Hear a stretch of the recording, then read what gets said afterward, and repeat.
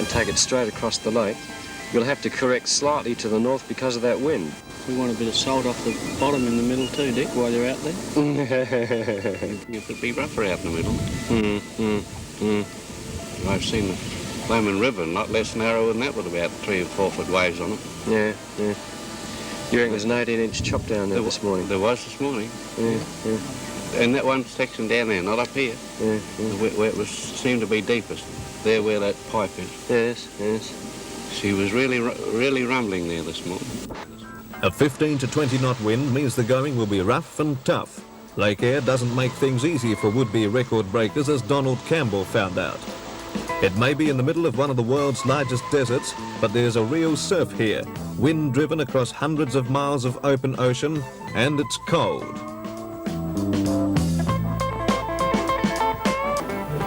I'm a little worried because I don't know exactly what direction. We've got maps and we've got compass bearings and one thing and another, but we can't see the other side. We know that we're going to leave this particular edge. We don't know what's in front of us. We've got a lot of water out there.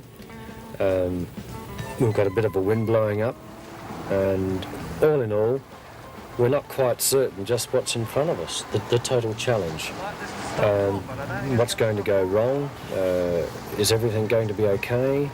The equipment, supplies, what's going to happen if we get lost out there? We can't see the other side. You know, we're going to tee up Ern here on the bank with the Land Rover and headlights and bonfire and this sort of thing in case we don't get back. But a little bit worried. It's never been done. And the problems that crop up are problems that we can't really tell at this stage. I came under extreme physical duress, absolute.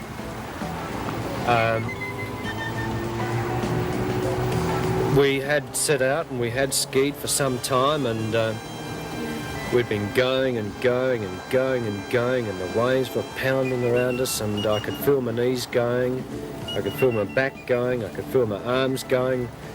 So I thought, well, I'd better flag to the fellas in the boat, you know, get them to pull up. So I sank gracefully into the water.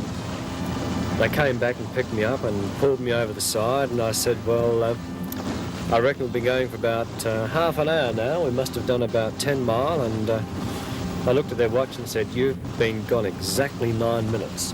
Well, you know, you could have floored me. I thought, you know, no way can I continue across this lake if I've been going for 9 minutes. So from then on, it became a matter of strict physical survival to try and get across, just to try and stand up on the skis for that length of time.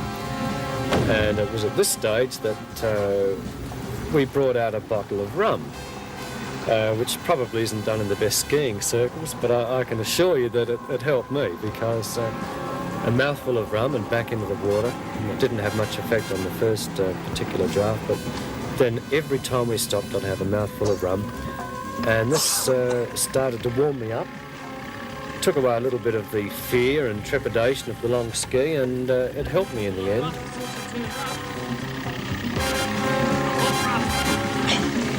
Still, when the nose zips up, sinking badly.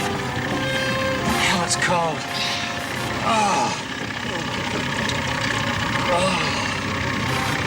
That's a lot rougher now. Just after you turn back down there. I'm starting to turn into it. Yeah. Oh, that warms me up a bit. Well, give her a burst with this last stretch. Knock the whole thing off, eh? Good.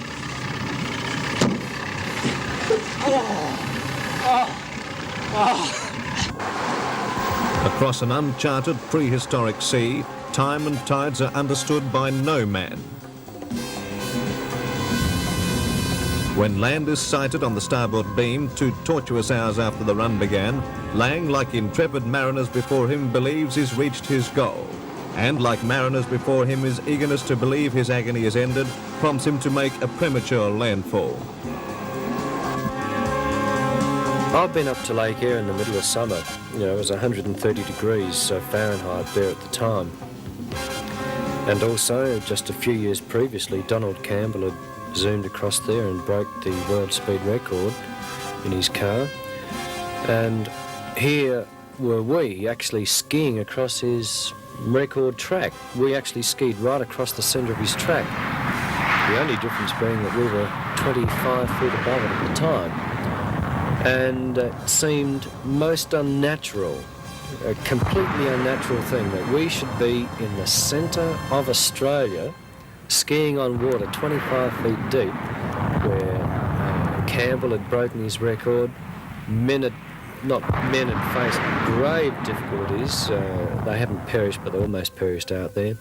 Countless animals had perished on the lake itself, yet here we skiing across the top of this lake. It was a completely unnatural feeling. And strange as it may seem, I was worried. Skiing out from the edge of the lake, every time I dropped off and waited for the boat to come back, I was very, very concerned. I've skied in the open with sharks and that sort of thing, and I knew that there's no way in the centre of Lake Eyre could there be sharks. No way could there be crocodiles. There couldn't be anything there. There could be nothing to harm me.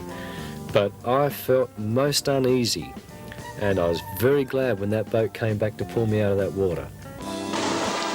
Dick Lang is content, for he has partially achieved what no man has ever even attempted. And he knows, as a fascinated disciple of contrary nature, that if challenges like this were easily met, there would be no mystery and no adventure connected with the safari to the disappearing sea.